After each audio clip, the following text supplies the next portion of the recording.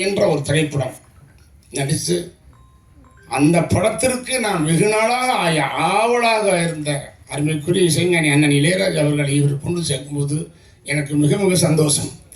என்னுடைய படங்கள் இன்றைக்கும் வில்லேஜஸ், ஐ மீன் கவர்மெண்ட் பஸ் ஆகட்டும், ப்ரைவேட் பஸ் ஆகட்டும், லோடு லாரி ஆகட்டும், கண்டெய்னர் ஆகட்டும், ஆட்டோ ஆகட்டும், எதுவாக இருந்தாலும் எல்லோருமே இரவிலே தூக்கம் வரக்கூடாது என்பதற்காக அவங்க சொல்லக்கூடிய வார்த்தையை நான் கேட்கின்றேன். இளையராஜா அவர்களும் அண்ணன் அவர்களும் நானும் அந்த சேர்ந்த பாட்டை கேட்டால் எங்களுக்கு தூக்கம் வரவில்லை, ஒரு மனசு இதமாக இருக்குது என்பது. அந்த மாதிரி அற்புதமான பாடல்களை கொடுத்த அண்ணன் இசையனை சேர்த்தது தயாரிப்பாளருக்கும் டைரக்டருக்கும் நான் ரொம்ப கடமைப்பட்டிருக்கேன். இப்போ தயாரிப்பாளர் சொல்லும்போது என்னென்னா, நான் நிறைய படங்கள் கதை கேட்டுட்டு தான் இருந்தேன், இல்லாமல் இல்லை. பட் எனக்கு அது செட் ஆகலை. ஏன்னா நம்ம அதை நடிக்கிறது நடிச்சு போட்டோம். நடிகன்னா எல்லா வேஷமும் நடிச்சுட்டு ஆகணும், அதுதான் நடிகன். ஆனால் அது எந்த ரூபத்தில் ஒரு கோட்டான்னு பாருங்க. வரமே தலைவர் புரட்சி தலைவர் எம்ஜிஆர் இருக்காரு, நடிகர் தன சுவாசியாக இருக்கார்.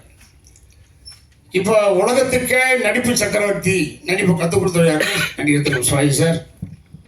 அதே மாதிரி உலகத்துக்கு முதலிய ஒரு படத்தில் நடித்து தொடர்ந்து ஒரு 10 வருஷம் 3 தடவை ஜெயிச்ச ஒரு புரட்சி எம்ஜிஆர் அவர்கள்.